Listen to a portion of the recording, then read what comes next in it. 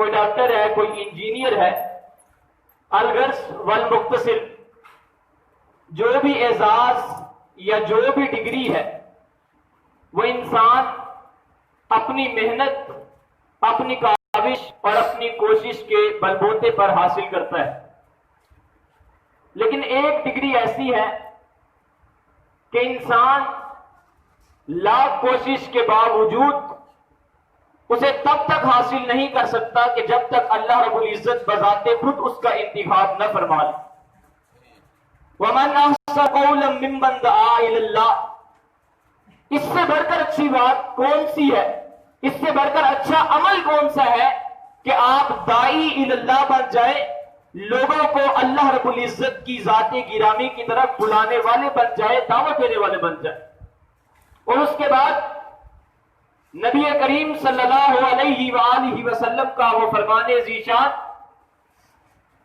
من یرید اللہ بہ خیرا یفقہہ فی الدین، کہ جس شخص کے ساتھ ذات باری تعالی بھلائی اور خیر کا ارادہ کرتی ہے تو یہ نہیں کرتی کہ اسے وی آئی پی پروٹوکول والی زندگی عطا کر دیتی ہے، یہ نہیں کرتی کہ اس کے بینک بیلنس بڑھ جاتے ہیں، یہ نہیں کرتی کہ اس کا کاروبار دن بہ دن عروج پکڑتا جا رہا ہے، بلکہ جس کے ساتھ ذات باری تعالی بھلائی اور خیر کا ارادہ کرتی ہے اسے تفقہ فی الدین کی نعمت عطا کرتی ہے، اسے دین کی سمجھ بوجھ عطا ہوتی ہے۔ آج آپ دیکھتے ہیں کہ مغرب پوری دنیا میں ترقی یافتہ قوم بن کر ابھرا ہے، ان کے پاس روشنائیاں ہیں، ان کے پاس زندگی کی ضروریات سے بڑھ کر زندگی کو ایڈوانس بنانے کے لیے اور زندگی کو زیادہ کارآمد بنانے کے لیے سہولیات ہیں۔ اس سب کے باوجود ان کے پاس حلال حرام کی تمیز نہیں ہے، ان کے پاس ماں بہن کی تمیز نہیں ہے، ان کے پاس دل کا سکون، قرار اور اطمینان نہیں ہے، وجہ کہ ان کے پاس تفقہ فی الدین کی نعمت نہیں ہے۔ اور یہ نعمت اللہ رب العزت نے ہمیں عطا کی ہے، اس نعمت کے انتخاب اللہ رب العزت نے اس نعمت کو بانٹنے کے لیے ہمارا انتخاب فرمایا ہے۔ اور اس کے ساتھ ساتھ یہ بات بھی ذہن نشین کر لیجئے کہ جہاں دین اسلام کی نشر و اشاعت میں مرد حضرات نے اپنے جان، مال، تن، من، دھن کی قربانیاں دی ہیں، وہیں عورت ذات کی قربانیاں بھی تاریخ اسلام کا ایک روشن اور تابناک باب ہے۔ وہ چاہے علمی میدان ہو یا پھر وہ جہاد کا میدان ہو یا پھر وہ کوئی اور میدان کارزار ہو، عورت ذات نے اپنے آپ کو پیچھے نہیں رکھا، بلکہ حدود اللہ میں رہ کر دین اسلام کی ترویج و اشاعت کے لیے اپنی تمام تر توانائیوں کو صرف کیا ہے۔ اور یہ نہیں کہ یہ جو عورت ذات کا دین اسلام کو سمجھنا، بوجھنا اور اس کی سمجھ بوجھ حاصل کرنا اور اس کی ترویج و اشاعت کی کوشش کرنا خیر القرون کے بعد شروع ہوا ہے، بلکہ بذات خود نبی مکرم صلی اللہ علیہ وآلہ وسلم کے دور میں ہی یہ کام شروع ہو چکا تھا۔ جب کوئی عورت نبی کریم صلی اللہ علیہ وآلہ وسلم سے مسئلہ پوچھنے کے لیے آتی تو جب اسے سمجھ نہ آتی تو سیدہ عائشہ اسے اپنی طرف کھینچ لیا کرتی اور انہیں بذات خود سمجھا دیا کرتی۔ اور اسی طرح صحیح البخاری کی وہ روایت کہ جس میں سیدنا ابو ہریرہ رضی اللہ تعالی عنہ امیر المؤمنین فی الحدیث فرماتے ہیں کہ جب ہمیں کسی مسئلہ میں دقت پیش آتی تو ہم سیدہ عائشہ طاہرہ مطہرہ زاکیہ مزکیہ رضی اللہ تعالی عنہا کی خدمت عالیہ میں حاضر ہوا کرتے، تو ہماری وہ دقت، ہماری تو پریشانی، ہماری وہ الجھن دور ہو جایا کرتی۔ تو اس لیے جس طرح مرد حضرات کے لیے تعلیم و تعلم کا سلسلہ لازمی ہے، اسی طرح بیٹیوں کے لیے، بہنوں کے لیے بھی تعلیم و تعلم کا سلسلہ اس سے زیادہ بڑھ کر لازمی ہے۔ کیا وجہ ہے کہ نبی مکرم صلی اللہ علیہ وآلہ وسلم نے فرمایا من آل جاریتین، کہ جس نے دو بیٹیوں کی پرورش دین اسلام کے طریقے کے مطابق کی اور پھر دین اسلام کے طریقے کے مطابق انہیں ان کے گھر کا کیا، کل قیامت کا دن ہوگا کہ ہاتھیں جس طرح یہ دو انگلیاں اکٹھی ہیں اس طرح میں محمد مصطفیٰ صلی اللہ علیہ وآلہ وسلم کے ساتھ ہوگا۔ بیٹے کا کیوں نہیں کہا؟ حالانکہ بیٹا بیٹی کی بنسبت زیادہ قیمتی اور ضروری اور لازمی سمجھا جاتا ہے۔ بیٹے کا کیوں نہیں کہا، بیٹی کا کیوں کہا ہے؟ وجہ کہ یہ مستقبل میں ایک نسل کی ماں بننے والی ہے۔ یہ اگر بہن ہے تو یہ گھر کی شہزادی ہے، اور اگر یہ بیوی ہے تو یہ گھر کی رانی ہے، اور اگر یہ ماں ہے تو یہ گھر کی ملکہ ہے۔ اسی نے بچوں کی تربیت کرنی ہے، اسی نے بچوں کو جینے کے انداز و اطوار سکھانے ہیں۔ یہ سب جاننے کے باوجود کیا وجہ ہے کہ ہم دوگلا پن اختیار کرتے ہیں؟ بیٹوں کو تعلیم دلوانے کے لیے ہم اپنی زمینیں پراپرٹی کو داؤ پر لگا دیتے ہیں، لیکن جب بیٹیوں کی باری آتی ہے تو ہماری زبان پر ایسے الفاظ کیوں جاری ہو جاتے ہیں کہ لو جی اس نے کون سا کوئی نوکری کرنی ہے، اس نے تو اپنے گھر کی ہو جانا ہے۔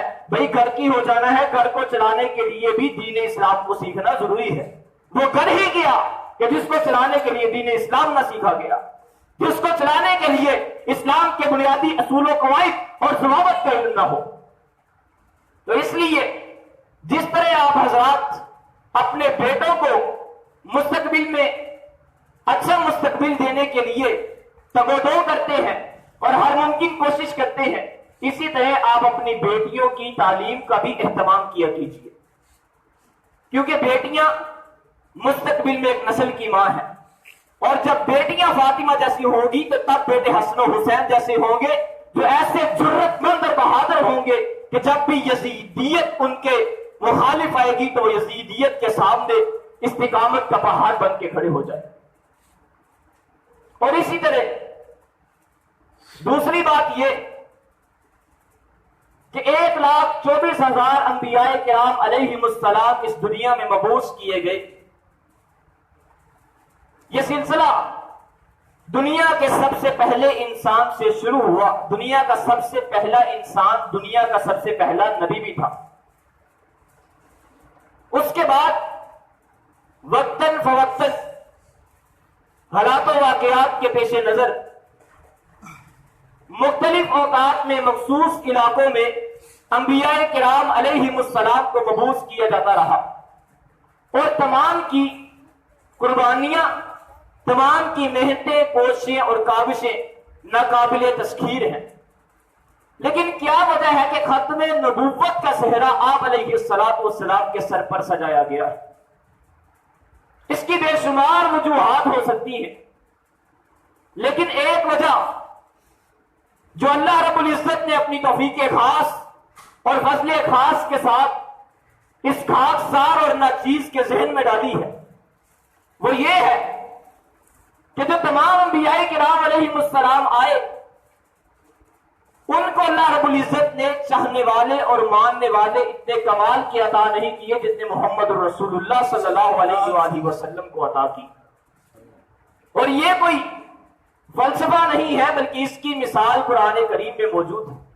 ایک نبی وہ بھی تھا کہ جس کو کہا گیا اذهب انت وربک فقاتلا انا ہاہنا قاعدون، جائیے آپ اور آپ کا رب جا کے جہاد کیجیے، لڑیے کافروں کے ساتھ، ہم یہاں بیٹھ کر اللہ کی مدد کا انتظار کرتے ہیں اور آپ کے لڑنے کا اور آپ کے بھیڑنے کا اور آپ کی جیت کا انداز دیکھتے ہیں۔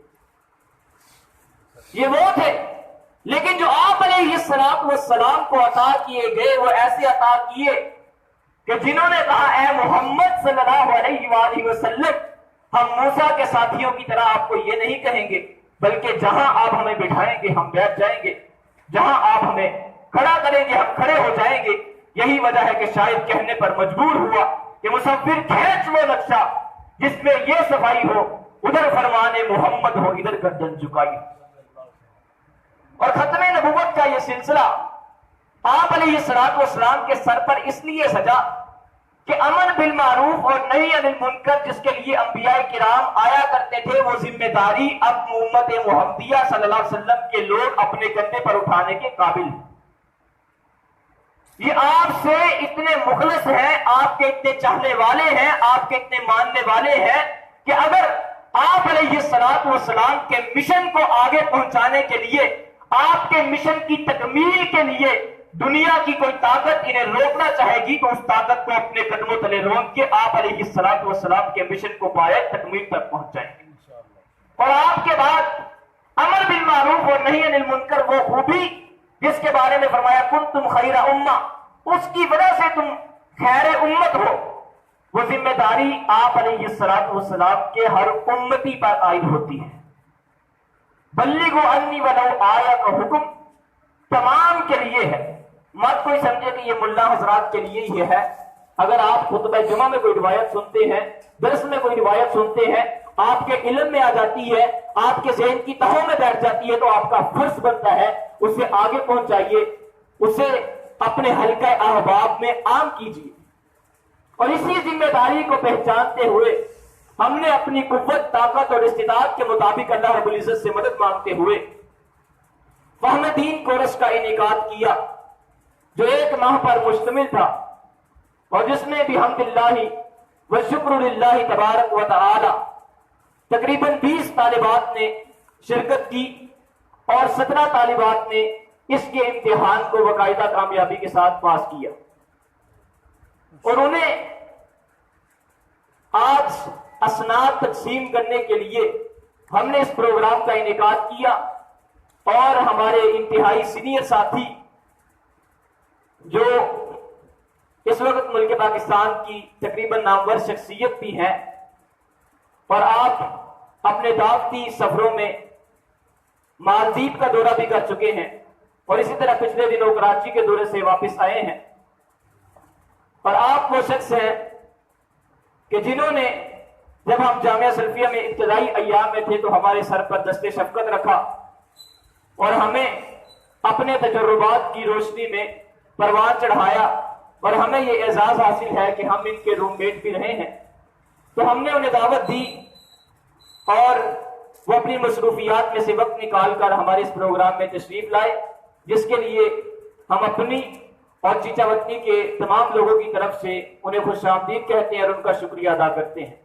اور اس کے ساتھ ساتھ فضیلت الشیخ، ہمارے اس علاقے کی نامور اور جانی پہچانی شخصیت حضرت قاری عبدالشکور ساجد صاحب حفظہ اللہ تعالی، میں دل کی اتھاہ گہرائیوں سے ان کا شکریہ ادا کرتا ہوں کہ جب میں نے اس پروگرام کو ان کے سامنے رکھا، اپنی اس ذہنیت کو ان کے سامنے رکھا، تو انہوں نے مجھے اپنا چھوٹا بھائی سمجھتے ہوئے میرے سر پر دست شفقت رکھا اور انگلی پکڑ کر چلایا۔ وہ حساب ہے، ان کی سرپرستی میں ہم نے یہ کورس کو کمپلیٹ کیا، اور اس کے ساتھ ساتھ فضیلت الشیخ مولانا عبداللہ خان پوری صاحب حفظہ اللہ تعالی، جنہوں نے اپنی خصوصی دعاؤں میں، اپنی نیک تمناؤں میں ہمیں یاد رکھا، اور اسی طرح استاد الحفاظ قاری شہباز احمد صاحب حفظہ اللہ تعالی، کہ جنہوں نے ہمیں اس مقام تک پہنچانے میں بنیادی کردار ادا کیا، اور اسی طرح اس مسجد کے امام اور خطیب قاری محمد عاطف مقصود صاحب حفظہ اللہ تعالی، کہ جنہوں نے اس مسجد میں پروگرام کے انعقاد کی اجازت دی اور اس کے لیے ہر ممکن کوشش بھی کی۔ اور اسی طرح ہمارے انتہائی معزز اور مکرم بزرگ عالم دین مولوی نظام دین ڈوگر صاحب حفظہ اللہ تعالی، ان کی قربانی اور ان کی محنت یقیناً اس کوشش کے لیے، اس پروگرام کو کامیاب بنانے کے لیے اور اس کورس کو پائے تکمیل تک پہنچانے کے لیے ناقابل تذکیر ہے، اور میں کسی بھی الفاظ میں ان کا شکریہ ادا کر ان کی نیکی کو ضائع نہیں کرنا چاہتا۔ اللہ رب العزت جانتے ہیں، اور اللہ رب العزت انہیں اس کا خوب اجر عطا فرمائیں گے۔ تو اب ہم اس پروگرام میں جو کامیاب طالبات ہیں ان میں اسناد تقسیم کریں گے، اور اس کے بعد ہماری آج کی اس محفل کی جان اور معزز مہمان قاری عظیم اختر صاحب حفظہ اللہ کا خطاب ہوگا۔ اس کے بعد مولانا عبداللہ خان پوری صاحب حفظہ اللہ تعالی دعائے خیر فرمائیں گے، اور اسی کے ساتھ ہمارا پروگرام مکمل ہوگا۔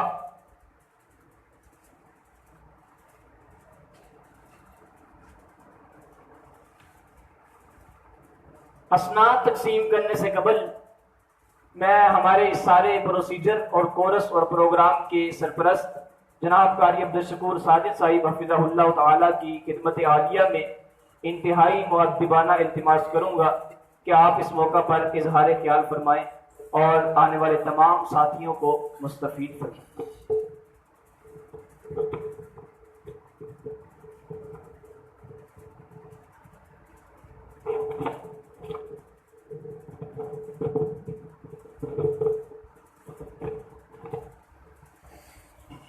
السلام علیکم ورحمۃ اللہ وبرکاتہ۔ پروگرام انشاءاللہ زیادہ لمبا نہیں ہوئے گا، میں صرف اختصار نال چند باتیں تھوڑے سامنے عرض کروں گا، اس تو بعد شیخ محترم کا خطاب انشاءاللہ شروع ہو جائے۔ الحمدللہ رب العالمین والعاقبۃ للمتقین والصلاۃ والسلام علی رسولہ الکریم، اما بعد فاعوذ باللہ السمیع العلیم من الشیطان الرجیم، بسم اللہ الرحمن الرحیم، فاعلم انہ لا الہ الا اللہ۔ تمام تعریفوں کے لائق اللہ احکم الحاکمین کی ذات ہے۔ مختصر تمہید کے بعد بے شمار لاتعداد درود و سلام ہوں اس ہستی اقدس مقدس مطہر پر جس کا نام اسم گرامی حضرت محمد رسول اللہ صلی اللہ علیہ وسلم۔ ماشاءاللہ آپ نے قاری محمد ذیشان صاحب، ان کی زبان سے یہ باتیں آپ نے سنی کہ انہوں نے دین فہم کورس کا انعقاد کیا۔ یقیناً مجھے انتہائی خوشی اس بات کی ہوئی کہ یہ نوجوان بڑی تیزی کے ساتھ، بڑی محنت کے ساتھ، بڑے ذوق شوق کے ساتھ اس کی طرف بڑی تیزی کے ساتھ بڑھنا چاہتے ہیں تاکہ ان کا کوئی سہارا بنے۔ گلی گلی، کریا کریا، گاؤں گاؤں، بستی بستی، شہر شہر یہ سلسلہ شروع ہو جائے، اور یہ بہت بڑا قدم ہے، بڑی ان کی محنت ہے۔ پھر ان کے ساتھ جیسا کہ انہوں نے مولانا نظام الدین صاحب کا نام لیا ہے، اور یقیناً ان کی بھی بڑی محنت ہے۔ وہ اس طرح ہے کہ یہ سارا جو کورس ہے انہوں نے بات تو نہیں کی، تو میں یہ بات عرض کر دیتا ہوں۔ ان کی بیٹی ماشاءاللہ بہت بڑی معلمہ ہے، میری شاگردہ ہے، اور میرے ادارے میں الحمدللہ مسلم شریف رہتی ہے، اور انہوں نے پورا وقت دیا، اور مولانا صاحب نے پوری قربانی کی۔ 1 مہینہ لگاتار اپنی بیٹی کو اپنے ساتھ لانا، اور یہاں مسجد میں یا کئی بار بیٹھ کر انتظار کرنا، پھر وہ پورا 3-4 گھنٹے کا جو اسباق کا جو وقت ہے وہ پورا کرنا، اس کے بعد لے کر جانا، یہ بہت بڑی قربانی ہے۔ اللہ تعالیٰ ان بھائیوں کی اسی طرح قاری عاطف مجاہد مقصود حافظہ اللہ، ان کی بھی کوشش اللہ تعالیٰ تمام بھائیوں کی محنت جو ہے وہ قبول و منظور فرمائے۔ میں صرف 2 باتیں بنیادی آپ کے سامنے رکھنا چاہتا ہوں اختصار کے ساتھ۔ عمل کرنے سے پہلے امام بخاری رحمہ اللہ تعالیٰ نے کتاب العلم میں باب بند ہے، باب العلم قبل القول والعمل۔ اقرار و عمل سے پہلے، قول عمل سے پہلے علم کا ہونا، علم کا جاننا ضروری، اور یہ ہر مسلمان مرد اور ہر مسلمان عورت کے لیے ضروری ہے۔ کوئی عورت ہو چاہے کوئی مرد ہو، بحیثیت مسلمان اگر وہ کوئی بھی عمل کرنا چاہتا ہے اس کے لیے علم کا ہونا ضروری ہے۔ وضو کرنا چاہے عورت چاہتی ہے چاہے مرد، اس کا علم اس کے پاس ہونا ضروری ہے۔ نماز پڑھنی ہے، ذکر اذکار کرنا ہے، کوئی بھی الگ سے عمل کرنا ہے، اس کے لیے علم کا ہونا ضروری ہے۔ تو امام بخاری رحمہ اللہ تعالیٰ نے اس بات باندھ کر اس کی طرف اشارہ فرمایا۔ تو تمام ادیان سے، تمام مذاہب کا مطالعہ کیجیے، تعلیم و تعلم کا جتنا اہتمام مذہب اسلام نے کیا ہے کسی اور مذہب نے نہیں کیا۔ جو وہی حضرت محمد رسول اللہ صلی اللہ علیہ وسلم پہ نازل ہوئی ہے، چاہے وہ قرآن کی شکل میں ہے چاہے حدیث رسول کی شکل میں، حدیث بھی وہی ہے، قرآن مجید بھی وہی ہے۔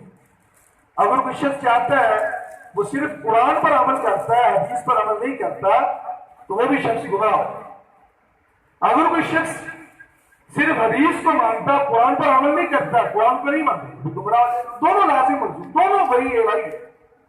تو نبی علیہ الصلوۃ والسلام نے یہ جو وحی الہی ہے اس کا اتنا ذمہ داری سے اہتمام کیا، آپ نے اتنا ذمہ داری سے اہتمام کیا کہ صحابہ کرام رضوان اللہ علیہم اجمعین کو وحی الہی پوری ذمہ داری کے ساتھ آپ نے پڑھا۔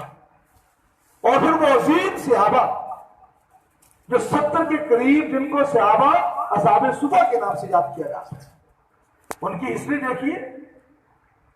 مورخین نے لکھا ہے، مفسرین نے قلم اٹھایا، احادیث کی شروحات لکھنے والے محدثین نے اس طرح اشارہ کیا کہ اتنا فقر و فاقہ ہر وقت ان پہ چھائی رہتا، غربت ان پہ چھائی رہتی۔ یہاں کہیں کسی مجلس میں بیٹھتے تو اپنے آپ کو اتنا کلوز کر کے بیٹھتے، کبھی ان کے پردے کی جگہ واضح نہ ہو جائے، پردے ہی نہ ہو، اتنے غریب، لیکن علم سیکھنے کے لیے انہوں نے کوئی موقع بھی حضرت محمد صلی اللہ علیہ وسلم سے جانے نہیں دیا۔ اسی جو 70 کے قریب صحابہ جن کا صحابہ صبح کے نام سے یاد کیا جاتا ہے، انہیں صحابہ میں سے ایک صحابی رسول جس کا نام جناب حضرت ابو ہریرہ رضی اللہ تعالی، اللہ اکبر، ابو ہریرہ رضی اللہ تعالیٰ کو غزوہ خیبر کے موقع میں 6 ہجری مسلمان 4 سال کا عرصہ تقریباً رسول معظم صلی اللہ علیہ وسلم کے ساتھ گزارا۔ ابو ہریرہ رضی اللہ تعالیٰ خود فرمایا کرتے تھے، لوگ کہتے ہیں ابو ہریرہ نے 4 سالہ عرصہ حضور کے ساتھ گزارا ہے، جو ان سے پہلے صحابہ کرام رضوان اللہ مسلمان ہوئے ہیں جنہوں نے زیادہ وقت گزارا، ان سے زیادہ حدیثیں بیان فرماتے ہیں۔ ابو ہریرہ فرمایا کرتے تھے رضی اللہ تعالیٰ عنہ، کیا ان کو اس بات کا علم نہیں ہے انصار تو اپنی کھیتی باڑی میں مصروف ہو گئے، مہاجر دکانداری میں چلے جایا کرتے تھے، بشری ہوتے۔ ابو ہریرہ کو پیٹ کی بھوک ختم کرنے کے لیے کھانا ملا یا نہ ملا، لیکن حضور علیہ الصلوۃ والسلام کے پاس جو بھی موقع میسر ہے اس کو جانے نہیں دیا، حتیٰ کہ حضور علیہ الصلوۃ والسلام کا انتظار کرتے کہ آپ گھر سے کب نکلتے ہیں، کوئی حدیث اللہ کے رسول صلی اللہ علیہ وسلم سے سنتے کو سوال کرتے۔ آج علم اتنا آسان ہو گیا جیسا کہ اس بچے نے اہتمام کیا اور 20 کے قریب طالبات جمع کی اور پھر ان کے پڑھانے کا اہتمام کیا، خالصتاً قرآن و سنت کے ان کو پڑھایا گیا اور ان کو دین کی فہم ان کو سمجھائی گئی۔ کبھی وہ بھی دور تھا، مجھے ایک بات یاد آئی، امام بقی بن مخلد رحمہ اللہ تعالی علم پڑھنے کے لیے اندلس سے امام احمد بن حنبل رحمۃ اللہ علیہ کے پاس بغداد پہنچے۔ جب بغداد کے قریب گئے تو علم ہوا کہ امام احمد بن حنبل رحمہ اللہ تعالیٰ کو نظر بند کر دیا گیا ہے، آپ ان سے علم نہیں حاصل کر سکتے۔ امام بقی رحمہ اللہ تعالیٰ امام احمد بن حنبل رحمہ اللہ تعالیٰ کے دروازے پہ پہنچے، دستک دی تو امام صاحب سے اپنا سارا مطالبہ رکھا تو امام صاحب کہنے لگے کہ مجھے نظر بند کر دیا گیا، میں آپ کو پڑھا نہیں سکتا۔ کہنے لگے ایک ترکیب میرے ذہن میں ہے، آپ اس ترکیب کے مطابق میرے ساتھ چلے، ساتھ ہی انشاءاللہ میں علم حاصل کر لوں گا۔ وہ ترکیب کیا ہے؟ ترکیب یہ ہے کہ میں پہتاری بن جاتا ہوں، فقیر بن جاتا ہوں، صبح کو پالٹی میرے ساتھ ہوگی، لباس فقیرانہ ہوگا، میں آپ کے دروازے پر آواز دے گا کروں گا کر کے، ارجو رحمکم اللہ، اللہ وہاں سے کچھ دے دو، آپ دروازے پر نکلے، 2-3 حدیث مجھے سنانے میں یاد کر لیا کروں گا۔ تو امام بقی رحمہ اللہ تعالیٰ نے اس طرح امام احمد بن حنبل رحمۃ اللہ علیہ سے علم حاصل کیا۔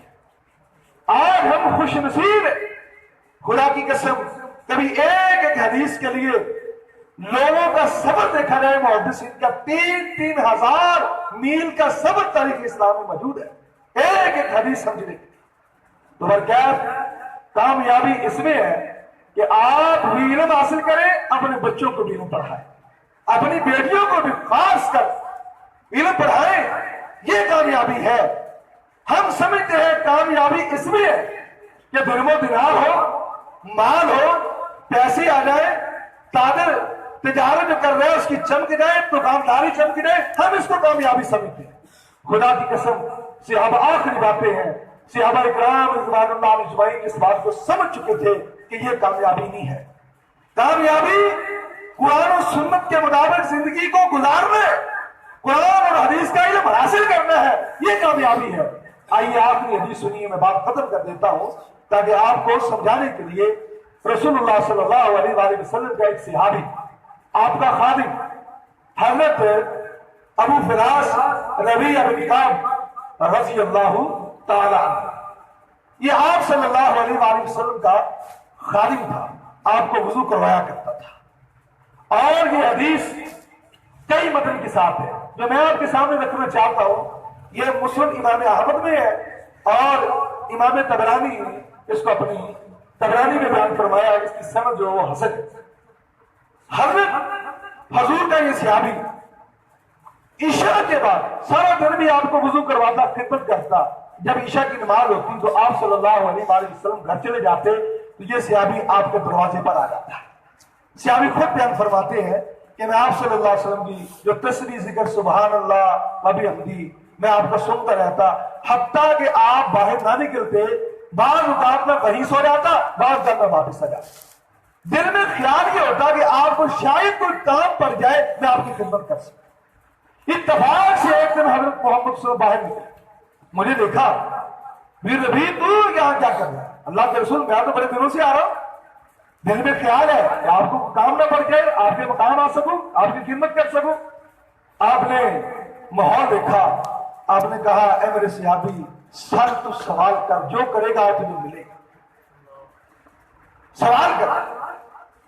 یہاں سوچنے کی بات ہے، حضرت ربیعہ بن کعب رضی اللہ تعالیٰ آپ سے جو مانگتے، زمین مانگتے زمین مل سکتی تھی۔ اس دور میں تاریخ بتلاتی ہے نبی علیہ الصلوۃ والسلام نے صحابہ کو زمینیں لاٹ کی نا، اتنی زمین صحابہ کو، ساری زندگی صحابہ اس کو آباد کرنے میں لگے رہے، وہ زمینیں آباد نہیں ہوئی، اتنی زیادہ زمینیں صحابہ کے پاس تھی۔ لیکن ربیعہ بن کعب کہنے لگے وسلم کو میں آپ کو سوچ کے بتلاؤں گا، فکر تو مجھے غور و فکر کرنے دیجیے۔ ٹھیک ہے، ابھی غور و فکر کر لیں۔ اب چند دن گزرے تو پھر صحابی سے ملاقات ہوئی، فرمایا ربیعہ غور و فکر کر لیا؟ جی اللہ کے رسول کر لیا ہے۔ اچھا آپ مانگ بھی؟ یا رسول اللہ صلی اللہ علیہ وسلم آپ میرے لیے دعا کر دیجئے کہ اللہ مجھے جہنم سے آزاد فرما دے۔ ایک تو وہ سوال ہے نا اسألک مرافقتک فی الجنہ، یہ دوسرے متن کے الفاظ ہے کہ یا رسول اللہ صلی اللہ علیہ وسلم آپ دعا کر دیجئے اللہ مجھے جہنم سے آزاد کر دے۔ اچھا آپ نے جب الفاظ سنے، آپ نے فرمایا ربیعہ ایک بات تو بتلا، یہ دعا آپ کو کس نے سکھلائی ہے؟ کس نے کہا آپ نے یہ دعا کرنی ہے؟ فرمایا اللہ کے رسول صلی اللہ علیہ وسلم مجھے کسی نے لکھا۔ آپ نے پھر فرمایا فاعن علی نفسی کا بکثرت السجود، پھر تو کثرت کے ساتھ سجد بھی کرنا، اللہ تجھے میری رفاقت بھی دے دیں گے، جہنم سے آزاد بھی کر دیں گے۔ تو صحابہ اکرام اس بات کو سمجھ چکے ہیں۔ یہ بھی صحابہ اکرام جو ربیعہ، یہ بھی اصحاب صبح میں سے، ان صحابہ اکرام رضوان اللہ اجمعین نے حضور کی خدمت میں بیٹھ کر ہر موقع علم حاصل کیا۔ بلکہ ان طلباء کو ہم معمولی نہ سمجھے، ان کا بڑا احترام ہے، دنیا میں بھی رب کعبہ کی قسم آخرت میں بڑا مقام ہے، اللہ کے ہاں بھی بڑی عزت ہے۔ شیخ الہند مولانا نذیر حسین محدث دہلوی رحمۃ اللہ علیہ کو گورنمنٹ کی طرف سے نوکری کی آفر آ گئی کہ آپ ملازمت کیجیے، اچھا خاصا عہدہ آپ کو ملے گا۔ تو شیخ الہند مولانا نذیر حسین محدث دہلوی رحمہ اللہ تعالیٰ نے کیا فرمایا؟ کہنے لگے میں طلباء کے ساتھ چٹائیوں میں بیٹھنا پسند کرتا ہوں، نوکریوں کو پسند نہیں کرتا۔ آج کوئی بھی طالب علم جو حدیث پڑھنے والا ہے، عالم سند فراغت کرتا ہے، فارغ تحصیل ہوتا ہے، سند فراغت حاصل کرتا ہے، جب تک وہ اپنی سند میں میاں نذیر حسین محدث دہلوی کا نام نہیں لیتا، سند مکمل نہیں۔ یہ اللہ تعالیٰ نے ملکہ بخشا ہے۔ تو برکیف زیادہ سے زیادہ یہ دین فام جو کورس ہے، جس طرح برخدا نے کروایا، اور زیادہ سے زیادہ اگر یہ دعا بھی کروائے ان کا ساتھ دیجیے اور اپنی بیٹیوں کو زیادہ سے زیادہ جو ہے علم جو ہے قرآن و سنت کا کوشش کرے تو حاصل کرے.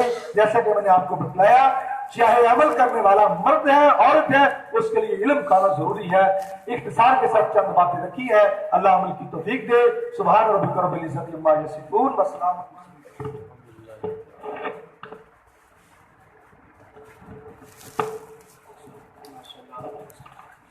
یہ ہے فضیلت الشیخ جناب قاری عبدالشکور صاحب حفظہ اللہ جو انتہائی قیمتی باتوں سے مستفید فرما رہے تھے. اب انشاءاللہ تقسیم اسناد ہوں گی اور جن طالبات کے والدین یا ان کے بھائی یہاں تشریف فرما ہیں وہ اپنی بہنوں کی یا اپنی بیٹی کی سند کو یہاں ہی سے وصول کریں اور جو یہاں نہیں ہیں ان کے لیے گزارش ہے کہ صبح قائد اسلامک پبلک اسکول کے آفس میں آ کے اپنے سند کو وصول کریں.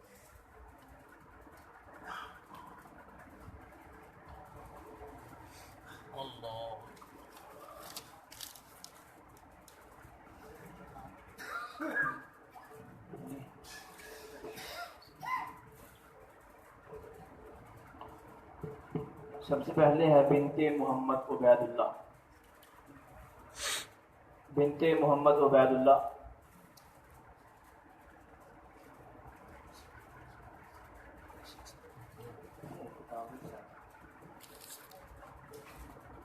اور ان کے بعد ہے بنت اللہ دتا. بنت اللہ دتا ان کی ہم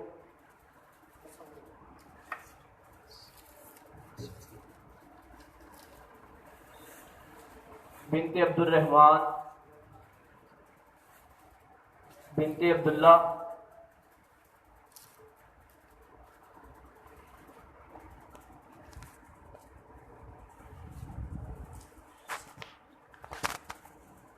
ڈاکٹر صاحب سے گزارش ہے کہ وہ بھی تھوڑی زحمت فرمائے آگے تشریف لے آئیں تاکہ ان کے دستے شفقت سے بھی کچھ طالبات کے والدین کو اسناد تقسیم کی جا سکے. اس کے بعد تشریف لاتے ہیں بنت عبد الرشید. بنت عبد الرشید ان کی عدم موجودگی میں تشریف لاتے ہیں بنت محمد عنایت اللہ. ان کی بھی عدم موجودگی میں بنت محمد عبد الغفور، بنت محمد ولایت، بنت محمد ثقلین، بنت محمد ارشاد،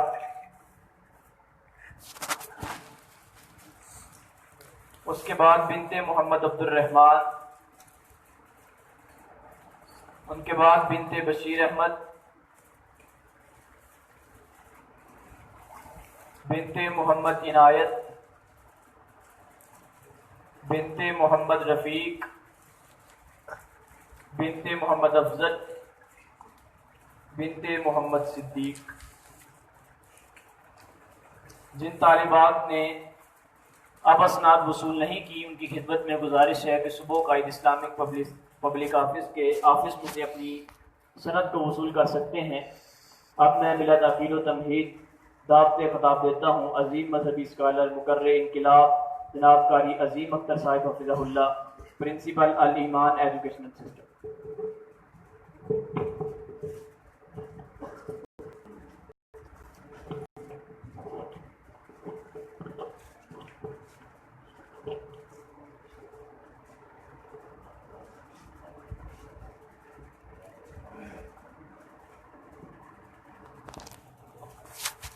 السلام علیکم وعلیکم السلام ورحمۃ اللہ وبرکاتہ.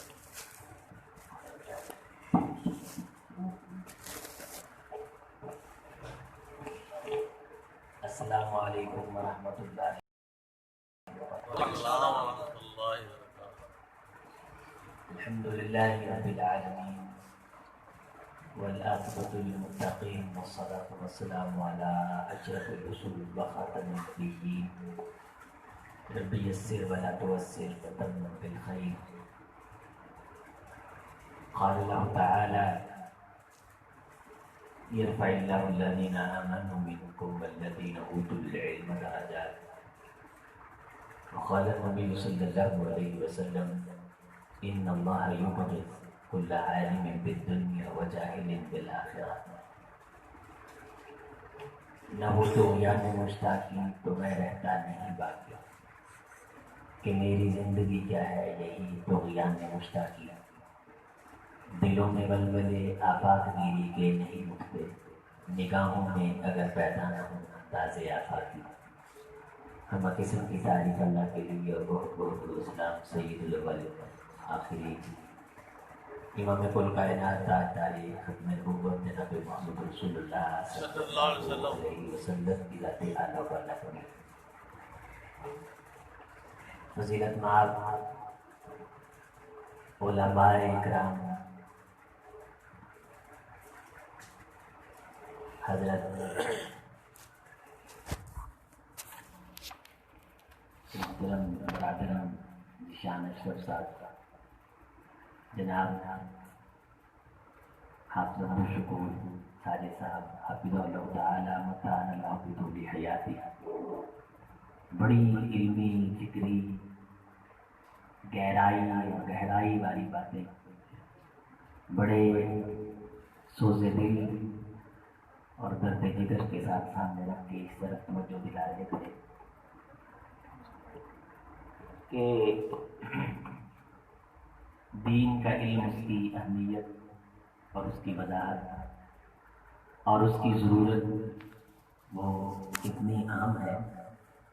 میں تو یہ سمجھتا ہوں کہ میں ان باتوں میں کچھ بھی اضافہ نہیں کر پاؤں گا. بہرحال چونکہ مجھے دعوت دی گئی اور حکم ہوا تو میں اللہ سے اس دعا سے چند معروضات گوش گزار کرنے کی توفیق کرتا ہوں کہ اللہ بھی ہمیں مرتے دم تک علم حاصل کرنے والوں کی صفوں میں شامل فرمائے.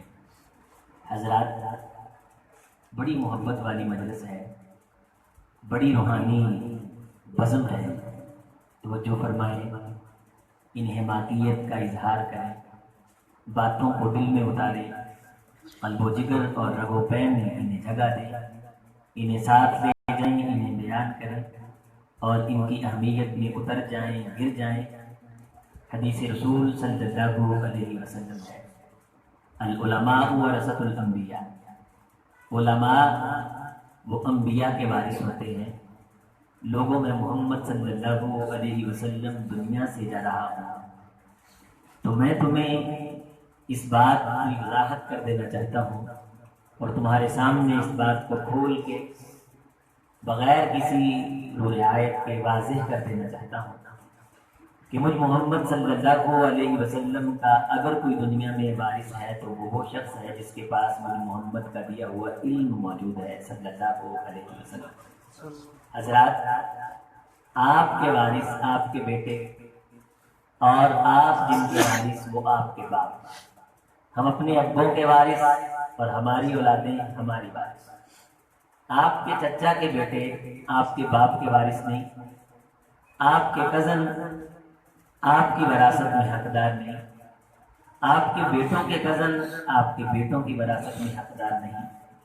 میں عظیم اختر اپنے باپ کی وراثت کا وارث ہوں، جبکہ میرے چچے کے بیٹے بھی موجود ہیں، میرے تائے کے بیٹے بھی موجود ہیں، میرے مامے بھی موجود ہیں، پھوپھیاں ماسیاں بھی موجود ہیں. کائنات کا قانون ہے کہ وراثت ہمیشہ اس کو ملا کرتی ہے جو قریبی ہوا کرتا ہے، دور والوں کو وراثت نہیں ملتی. اقرب ابعد کے لیے حاجب ہوا کرتا ہے. اور دنیا وہ اسلام میں ہو یا غیر اسلام میں ہو، بدھزم ہو، ایتھیزم ہو، سیکولرزم ہو، لبرلزم ہو، ہندوازم ہو، جین مت ہو، بون مت ہو، ان تمام مذاہب باطلہ میں اور تمام مذاہب آسمانیہ اور دنیا کے ان لوگوں میں بھی یہ قانون چلا آ رہا ہے جو دین مذہب کو مانتے نہیں ہیں کہ وارث وہ ہوتا ہے جو قریبی ہوتا ہے. اور رسول اللہ صلی اللہ علیہ وسلم نے اپنا وارث علماء کو قرار دیا ہے. اس کا مطلب ہے کہ کائنات میں اگر محمد رسول اللہ کا تقرب کسی کو حاصل ہے تو وہ علماء کی جماعت ہے. کائنات میں رسول اللہ صلی اللہ علیہ وسلم یہ خط خود کھینچ کر کے گئے ہیں اور اس بات کی وضاحت خود فرما کر کے گئے لوگوں میرے وارث علماء ہیں، اور دنیا میں اگر میں آپ پیغمبر علیہ الصلوۃ والسلام کے وارثوں سے ملنا چاہتے ہیں، ہم پیغمبر علیہ الصلوۃ والسلام کے قریبیوں سے ملنا چاہتے ہیں، تو ہمیں سلام لینا چاہیے ان شخصوں سے جن کے قلب و جگر میں عرش والے نے پیغمبر علیہ السلام کے دین کو جگہ دے رکھی ہے۔ من یرید اللہ بہ خیرا یفقہہ فی الدین، اللہ محبت کے ارادے کرتے ہیں تو پیغمبر کا وارث بناتے ہیں، اور غیر کو اللہ پیغمبر کی وراثت عطا نہیں کرتے۔ حضرات، صداقت ہو تو دل سینوں سے کھنچنے لگتے ہیں واعظ، حقیقت خود کو منوا لیتی ہے، مانی نہیں جاتی۔ آج دنیا نہ مانے، قیامت کے دن مانے گی جب اللہ آواز لگائیں گے، اے نجیرانی، میرے پڑوسی کہاں ہیں، میرے ہمسائے کہاں ہیں؟ اللہ تیرے بھی ہمسائے ہوا کرتے ہیں، ہاں، جو میرے محمد کے دین کو قلب و جگر میں جگہ دے کر کے غریبی کے عالم میں اس کو پھیلانے کے لیے ڈٹ جاتے رہے ہیں، وہ مجھ خدا کے ہمسائے اور پڑوسی ہونے کا کرتے ہیں۔ حقیقت اپنے آپ کو منوائے، دنیا اعتراف کرے گی، دنیا تسلیم کرے گی، اور رسول اللہ صلی اللہ علیہ وسلم نے عالم دین کو 14ویں رات کے چاند سے تشبیہ دی ہے، اور فرمایا ہے کہ ایک دین کا علم رکھنے والا کفضل العالم علی العابد کفضل القمر لیلۃ البدر علی سائر الکواکب، ایک عبادت کرنے والا اپنی عبادت میں مصروف اور سجدوں میں اور رکوع قیام میں، اور ایک پیغمبر علیہ السلام کی وراثت کو سینے میں سمونے والا، پیغمبر علیہ السلام نے فرمایا اس کی فضیلت منقبت شان دقت بلندی یہ مقام عبادت کرنے والے پہ ایسے ہے جیسا کہ مقام 14ویں رات کے چاند کو ستاروں پہ حاصل ہے۔ حضرات، پیغمبر نے عالم کو چاند کہا ہے، اور خود رسول اللہ کو عرش والے نے سورج کہا ہے، اور دنیا جانتی ہے کہ چاند اور سورج کا بڑا گہرا تعلق ہے، اور تاریخ حقائق کے ساتھ یہ بات ثابت کر رہی ہے کہ چاند سورج سے روشنی لیتا ہے تب روشن ہوتا ہے، اور دنیا میں جتنے بھی علماء حق کا موجود ہیں، اگر کائنات کو روشن کر رہے ہیں تو یہ روشنی ڈائریکٹ محمد رسول اللہ کے کوچے سے آ رہی ہے، پیغمبر کے گھر سے آ رہی ہے، پیغمبر کے دیار سے آ رہی ہے، پیغمبر کی گلی سے آ رہی ہے، پیغمبر کی چوکھٹ سے آ رہی ہے، پیغمبر کے سینے زبان سے پھوٹنے والی کرنوں سے۔ اگر کائنات اپنے آپ کو روشن کرنا چاہتی ہے تو کائنات کو گھٹنے ٹیکنے ہیں ان علماء کے قدموں میں جن کو اللہ نے پیغمبر کا دین دیا۔ حقیقت خود کو منوا لیتی ہے، مانی نہیں جاتی۔ حضرات، یہی وجہ ہے کہ اللہ کے علماء کے دل میں ایک استغنا ڈال دیتے ہیں، نہ ہو تو غیان مشتاقی تو میں رہتا نہیں باقی۔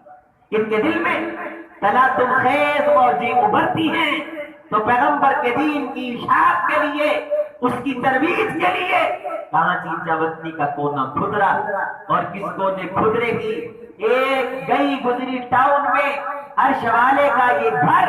حضرات، یہ ٹاؤن اور یہ چھوٹے موٹے غریب گھرانے اور اس گھرانوں کے اندر نہ مٹ جائے گا ایران کے مٹ جانے سے، نشہ میں کو تعلق نہیں پیمانے سے، ہے آیا یو رشتہ تار کے افسانے سے، مل گئے کعبے کو صنم خانے سے، عصر نورات ہے دنیا کا ستارہ تو ہے، کشتی حق کا زمانے میں سہارا تو ہے، بے خبر تو جوہرے۔ بات کو دل میں جگہ دیجئے، رسول اللہ صلی اللہ علیہ وسلم نے فرمایا لوگوں قیامت نہیں آئے گی جب تک دنیا میں اللہ کا نام لیا جاتا ہے۔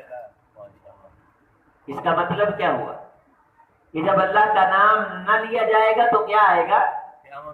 قیامت مین کیا ہے؟ اذا وقعت الواقعہ لیس لوقعتها رجت الارض رجا وبست الجبال بسا، کائنات کو الٹ پلٹ کر کے رکھ دینے والی حقیقت، پہاڑوں کو روئی کے گالوں کی طرح اڑا دینے والی حقیقت، نظام کائنات کو درہم برہم کر کے لپیٹ دینے والی۔ مراد یہ ہے ٹیکنالوجی ہونے کے باوجود، بلند و بالا عمارتیں اور قلعے ہونے کے باوجود، معیشت مضبوط اور مستحکم ہونے کے باوجود جب رب کا نام نہیں رہے گا کائنات خاک کے پتنگے بن کے اڑ جائے گی، بے مایا ہو جائے گی، بے حیثیت ہو جائے گی۔ اس کا وزن اگر ہے تو اللہ کا نام ہے۔ اللہ کے کلام اس نام کے بغیر نہ پہاڑوں میں وزن، نہ زمین میں وزن، نہ وزن والوں میں وزن، اور گزرنے والے اور دیکھا ایک کم وزن کو اور دیکھ کر کے ہنسے تو پیغمبر علیہ السلام نے فرمایا تھا اتعجبون من دقت ساقیہ، اس کی پتلی پنڈلیاں دیکھ کر کے ہنستے ہو، آؤ میں تمہیں اس کا وزن بتاتا ہوں۔ لوگوں اس کی پتلی پنڈلیاں نہ دیکھو، اس کے رگوں پہ اور قلب و جگر میں محمد رسول اللہ صلی اللہ علیہ وسلم کی وراثت موجود ہے، عرش والے کا قرآن موجود ہے، مدینے والے کا فرمان موجود ہے۔ اور پہاڑ ایک طرف ہو اور میرے اسٹوڈنٹ شاگرد اور طالب علم کی پنڈلیاں ایک طرف اٹھائی جائیں تو پنڈلیاں وزنی ہو جائیں گی اور پہاڑ ہلکا ہو جائے گا۔ وزن دین سے بڑھتا ہے، وزن علم سے بڑھتا ہے، وزن پیغمبر علیہ السلام کی باتوں کو قلب و جگر میں جگہ دینے سے بڑھتا ہے۔ فمن ثقلت موازینہ فہو فی عیشۃ راضیہ، کل قیامت کے دن وزن تولے جانے۔ آج میرے نزدیک وزن والا وہ ہے جس کا وزن دنیا کے نزدیک ہے، اقتدار کے نزدیک ہے، اہل حل و عقد کے نزدیک ہے۔ میرا بڑا وزن ہے چونکہ فلاں مجھے جاننے والا، میرا بڑا وزن ہے میرا فلاں پارلیمنٹیرین سے تعلق ہے، میرا بڑا وزن ہے فلاں ملک کے حکمران مجھے سلام کرتے۔ حضرات پیغمبر علیہ السلام نے فرمایا ساری کائنات بحر و بر، خشکی و تری، رطب و یابس، ہفت اقلیم کی دنیا، زمین و آسمان، پانی، یہ پہاڑ، یہ شیش محل، یہ شان، 14 کے 14 طبق، آسمان، یہ سارے اٹھا کر کے جس ترازو کے اندر تولا جانا ہے کل قیامت کے دن کے اعمال کو، اگر ان کے اندر رکھ دیے جائیں تو ایسے محسوس ہوتے ہیں جیسے انگوٹھی کا ایک نگینہ ہے، ایک آوارہ پر ہے، مچھر کا ایک ذرہ ہے۔ اس ساری کائنات کی حیثیت یہ ہے، یہی وہ ترازو ہے جس ترازو کے اندر ایک شخص کے لا الہ الا اللہ کے علم کو رکھا جاتا ہے تو اس کا یہ علم اس کو بھر بھر کے رکھ دیتا ہے۔ تو وزن کس چیز سے بنتا ہے؟ دین پر۔ یہ برٹش اسکول سسٹم کے اندر ہم نے تجویز کیا ہے بچے کی انگلش اچھی ہو جائے تاکہ وزن بنے۔ میتھمیٹک، فزکس، سائیکالوجسٹ، ہم یہ علوم اسے پڑھانا چاہتے ہیں۔ حضرات جب قیامت آئے گی سائیکالوجسٹ ہوں گے، جب قیامت آئے گی فزیولوجسٹ ہوں گے، جب قیامت آئے گی ٹیکنالوجسٹ ہوں گے، جب قیامت آئے گی ایسی نسلیں آباد ہوں گی دنیا کے سینے پہ جو خدا کو للکار کے کہے گی کہ مسلمانوں کو قتل کیا ہے، اگر بولا تو تجھے بھی قتل کر دیں گے، اور پھر اس کی طرف تیر چلائیں گی۔ ٹیکنالوجی اتنی ہائی ہو جائے گی کہ خدا کو قتل کرنے کی باتیں ٹیکنالوجی والے کرنے لگ جائیں گے۔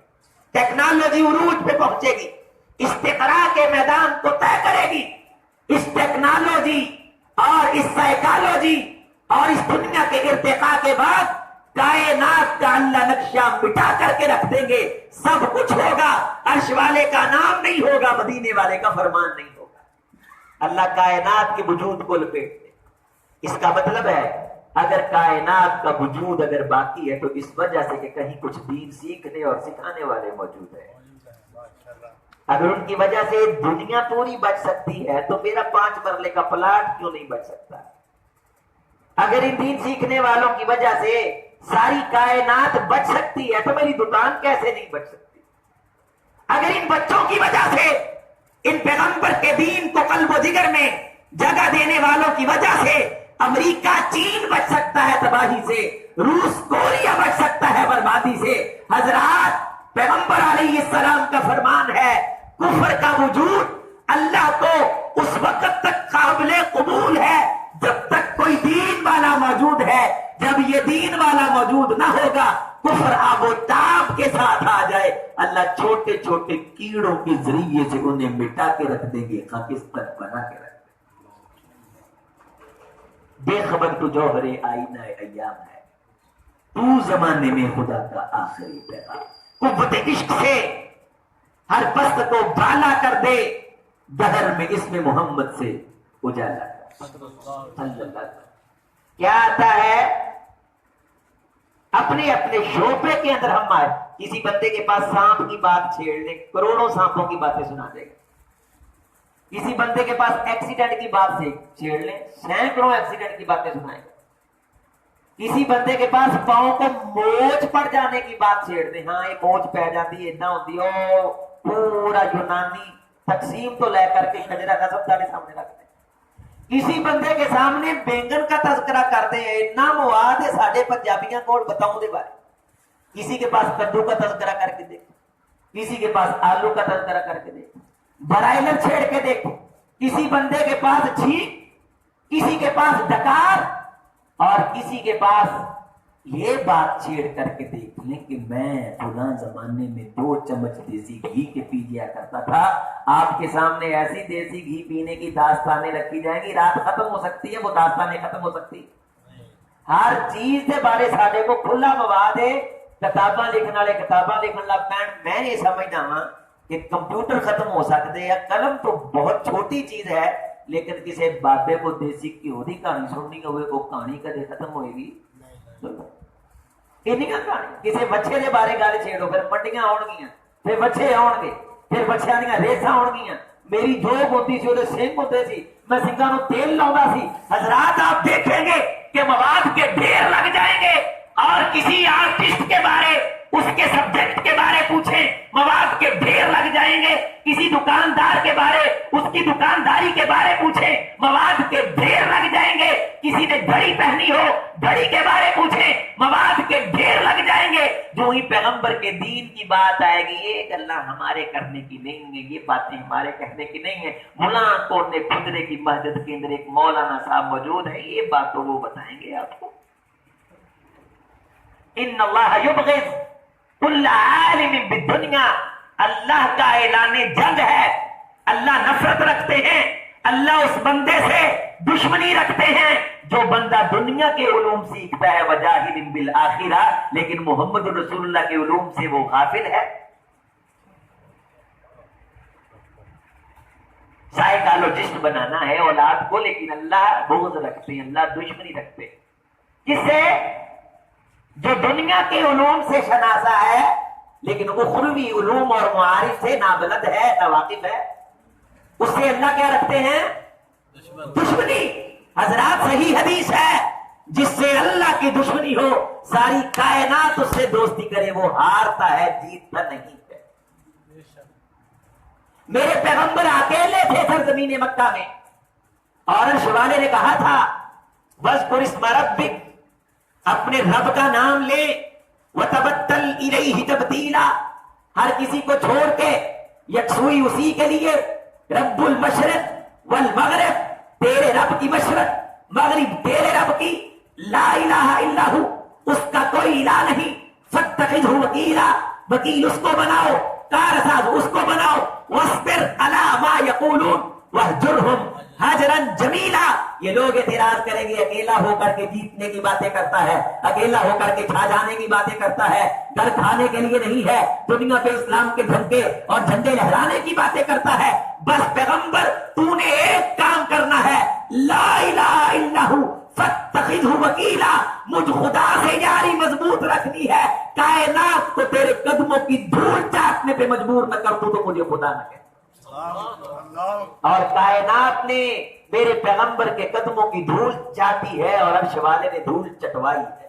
تو جہل ہو، دھول چاٹ کے مرا، تو لہب ہو، دھول چاٹ کے مرا، دشمن ہو، دھول چاٹ کے مرا، عتیبہ ہو، دھول چاٹ کے مرا ہے، امیہ ہو، دھول چاٹ کے مرا ہے۔ پیغمبر علیہ السلام کی دشمنی کرنے والا سرزمین یمن کا بہت بڑا تاجر ہو، پیغمبر سے دشمنی رکھنے والا قیس سائدہ یابی بلیغ ادیب ہو، جب بھی مرے ہیں پیغمبر کے دشمن حضرات گلیوں کی دھول چاٹ کے مرے ہیں، خاک چاٹ کے مرے۔ اور جس نے اس پیغمبر علیہ السلام کے دین کے لیے دنیا کو ٹھوکر لگائی تھی، حضرات جب دنیا سے گئے ہیں تو بڑے بڑے یہ خواہش کرتے رہے، کاش یہ جنازہ میرا جنازہ ہوتا، کاش یہ میت میری میت ہوتا۔ غلام ابن غلام ہے، رنگ کا کالا ہے، لیکن مقام یہ ہے کہ چلتا زمین پہ ہے اور قدموں کی چاپ جنت کے باغیچوں میں سنائی دیتی۔ یہ رتبہ بلند ملا جسے مل گیا ہر مدعی کے واسطے دارو اور پسند، حقیقت خود کو منوا لیتی ہے، مانی منوایا ہے حقیقت نے۔ حضرات پھر وہ دور بھی آیا جب بلال رضی اللہ تعالیٰ عنہ نے بیت اللہ کی چھت پہ چڑھ کے اذان دی ہے اور لوگوں نے کہا ہے کہ یہاں نگاہیں مشکل سے پہنچتی ہیں، محمد کے غلام کے قدم پہنچ چکے ہیں صلی اللہ علیہ وسلم۔ دین عزت اس وجہ سے، کائنات اس وجہ سے، تم اس وجہ سے، دنیا اس وجہ سے، ہوائیں اس وجہ سے، فضائیں اس وجہ سے، شجر اس وجہ سے، حجر اس وجہ سے، عظیم اختر اس وجہ سے، آپ اس وجہ سے۔ اگر یہ وجہ باقی نہ رہے نہ کائنات باقی رہے گی نہ اہل کائنات باقی رہے گی۔ دنیا کے باقی رہنے کی وجہ دین ہے۔ تو آئیے اپنی نسلوں میں یہ باقی رکھتے ہیں۔ صحابہ کی محنت سے ہم تک دین پہنچا ہے اور ہماری محنت سے اولادوں کا نہ پہنچے تو جھوٹوں کا انتظار کیجیے۔ مانتے نہیں، قاری صاحب اٹھتے نہیں، نمازاں نہیں پڑھتے، بولتے نہیں کو اگو بولتے نہیں۔ اور کسی نے کیا خوب کہا کہ دیکھو تیرے گھر کو آگ لگے اور دیکھو بیٹا سوتا کیسے۔ صحابیات کہتی ہیں بچے کھلونوں سے کھیلنے کی عمر میں ہوتے ہم روزہ رکھا دی کرتی تھی۔ اگر کوئی پانی مانگتا کھلونوں میں اضافہ کر دیتی تاکہ اسے بھوک برداشت کر کے اللہ کی رحمت لوٹنے کا طریقہ آ جائے۔ قیادت وہ قوم میں کہتی پوت تو چھونجا ہے، تو چھونجا تیرا پیپر اس میرے۔ حاجی صاحب سے پوچھے کہ بچہ فجر میں کیوں نہیں آیا؟ رات لیٹ آیا ہے۔ کس سے؟ تجارت کے ٹھپے سے۔ تجارت تیرے گھر کی ضرورت ہے اور دین پوری دنیا کے باقی رہنے کی ضرورت ہے۔ اب تجھے دکان کی فکر ہے، دین باقی نہ رہا تو دنیا مٹ جائے گی۔ دنیا باقی رہنے کی فکر نہیں۔ اجر نہیں جس نے پانی سے غذا پائی دی، اپوں سے ابا نے تو اس میں بہار آئی۔ ان کی محنت سے کلمہ ہم تک پہنچا اور ہماری محنت سے اولادوں تک نہ پہنچے تو دنیا جلد مٹ جائے گی۔ شریف زادوں، شہزادوں، پیاروں، نوجوانوں، بزرگوں، میرے سر کی پگڑی، عزت اور تاجوں، اپنے بیٹے کی بات کو توجہ سے سنو۔ اللہ اس بندے سے دشمنی رکھتا ہے جس کے قلب و جگر میں دنیا کا تو علم ہے لیکن پیغمبر کی حدیث میں سے کوئی ٹکڑا بھی موجود نہیں، جس کے دل میں قرآن کا کوئی حصہ نہیں۔ کبھی خراب وہ الوؤں کا اڈا ہے، وہ جنگل ہے، وہ ویران ہے، بیاباں ہے۔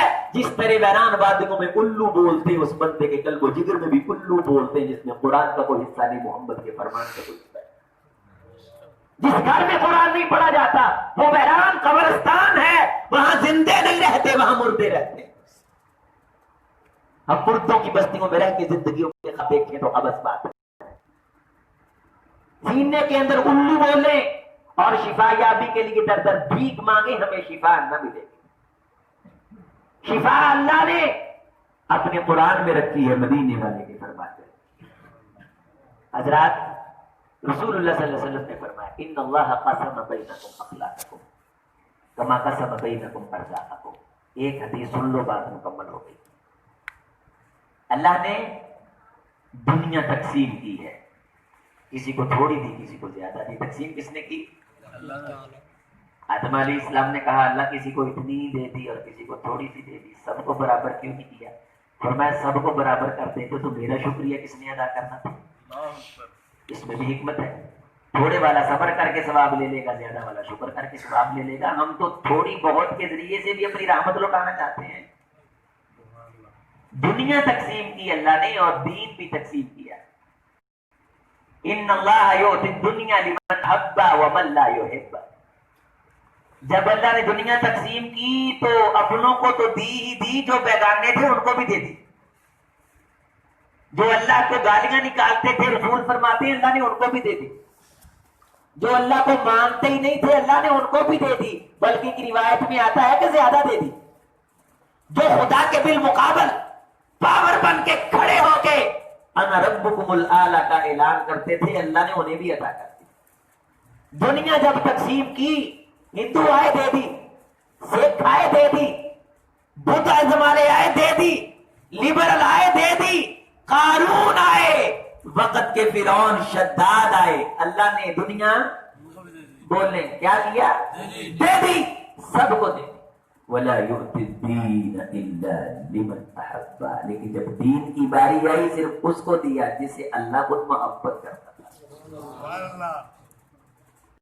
یہ محبت کی اسناد تقسیم ہوئی ہے، کائنات کا وہ وزن نہیں ہے جتنا اس بطاقے کا وزن ہے۔ اخرجوا بطاقہ، وہ کاغذ نکالو جس پہ اس کی لا الہ الا اللہ کی سند لکھی ہوئی ہے۔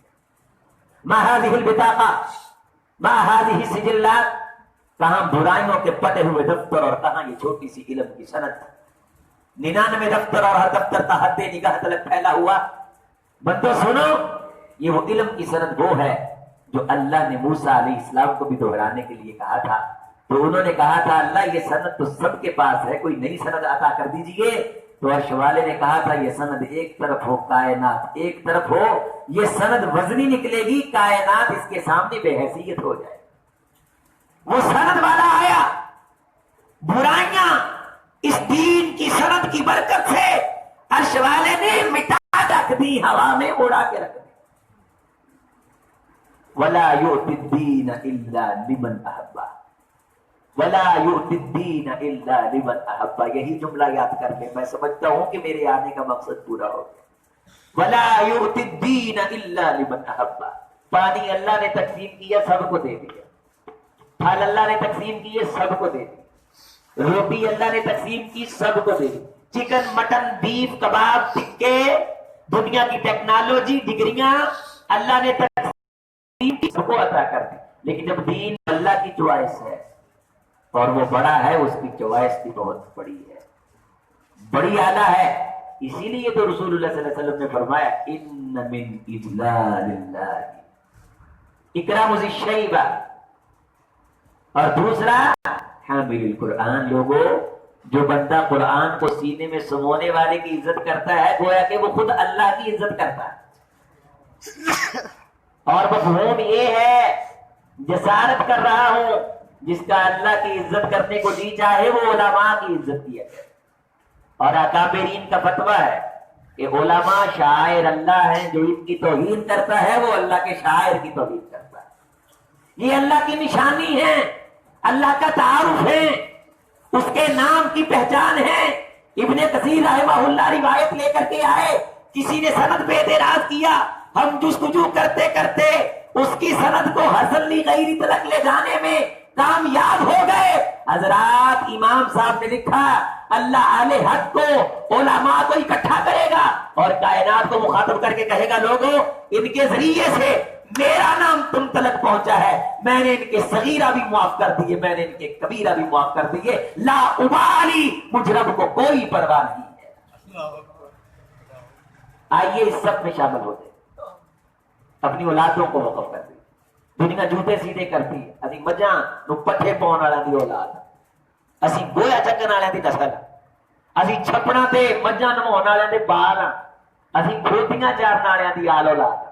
لیکن آج عرش والے نے پیغمبر پہ مسلح پہ کھڑا کر رکھا ہے اور پیغمبر کا منبر عطا کر رکھا ہے۔ یہ پیغمبر علیہ السلام کے دین کی چند باتیں بے توجہی سے سیکھنے کا صدقہ ہے۔ جو توجہ سے سیکھ لیتے ہیں انہیں بڑا مقام ملتا ہے، انہیں بڑی شان ملتی ہے۔ اس طرح کے کورسز ہوتے رہیں گے، حضرت حافظ صاحب سرپرستی انشاءاللہ فرماتے رہیں گے، اور یہ نوجوان انشاءاللہ تعالیٰ اس گل لالا میں اپنے گل کھلاتے رہیں گے۔